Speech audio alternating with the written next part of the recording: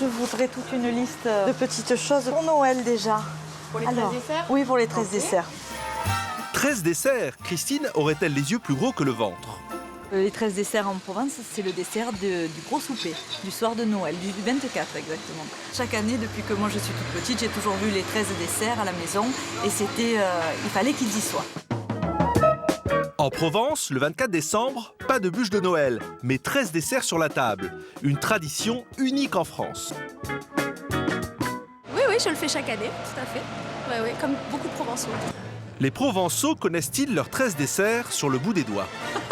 Mes grands-parents, ils sont hyper tradition, du coup, ils vont m'étrangler si je les sais pas tous. La clémentine, les dattes, les noix, les noisettes. C'est la pompe à huile. Oh là là, vous me prenez de court. Plein de fruits secs. Faut que je les dise tous. Qu'est-ce qu'il y a d'autre? La frangipane, non? La frangipane. On y est presque.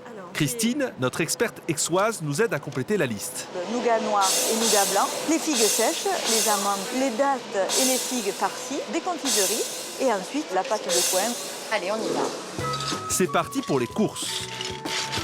Les dattes et les figues. Ah oui, un tout petit peu de pâte d'amande. Est-ce que c'est la course les 13 desserts? En tout cas, comme il les faut tous, il faut qu'on s'y prenne suffisamment à l'avance pour ne manquer de rien. Mais pourquoi 13 desserts? Nous avons posé la question à Elisabeth Duquesne, spécialiste de la Provence. Il y avait une tradition qui était de servir à la table de Noël 13 pains. Un gros pain et 12 petits pains. Et puis cette tradition avait un peu disparu. Et ce chiffre 13, comme Jésus et ses 12 apôtres, il semblait important de le remettre en tradition. Et donc on a décidé que ce serait 13 desserts. Deuxième étape pour Christine, l'achat des confiseries. Des mandarines, des poires, des marrons glacés ou du calisson d'Aix. Le calisson d'Aix, c'est la spécialité locale. Noël, c'est forcément des beaux produits, c'est des produits de qualité. Dernier arrêt chez le primeur. Au revoir, madame, merci. Christine s'en sort pour une moyenne de 10 € par personne avec des produits simples que l'on trouve partout. On est loin des agapes de Noël. Ces desserts qui nous semblent maintenant très simples étaient très appréciés autrefois parce que les gens, justement, n'avaient pas beaucoup de choses à manger. Donc, ils mangeaient leurs réserves, les réserves qu'ils avaient faites de l'été. Et donc, tout ce qui nous paraît maintenant un peu simple, un peu frustre, eh bien, autrefois, c'était au contraire délicieux et attendu avec beaucoup d'impatience. C'est avec ces produits basiques que Christine va devoir confectionner ses desserts de Noël. Dans sa famille, 4 générations se réunissent chaque année pour cuisiner les 13 desserts. T'attaques le nougat avec mamie? Allez. C'est maintenant. Donc il y en a 3 kilos. 3 kilos d'amandes et 2 kilos de miel. Entre sa mère, sa grand-mère et ses filles, Christine est le chef d'orchestre. Chaque année, on essaie de se retrouver toutes ensemble, de passer une après-midi ensemble. Et chacune a sa tâche. Moi, je coupe les figues et je mets des noix dedans. Et ça s'appelle comment? Le nougat des Capucins. Ah, d'accord. Voilà. Il y a encore des petites choses à apprendre à répéter pour que ça se sache pour toujours. Là, je crois que tu as été un peu radine. Il faut avoir les 13 desserts, déjà c'est bon, c'est la gourmandise. Et puis voilà, c'est la tradition aussi. Quand plus tard, quand on sera adulte, on le refera. Ici, le nougat noir est fait maison avec seulement du miel et des amandes. C'est dur à tourner. Il faut avoir du muscle. Oui. Tout le monde dit, oh, cette année, il est mieux réussi que l'année dernière. Et toutes les années, c'est pareil.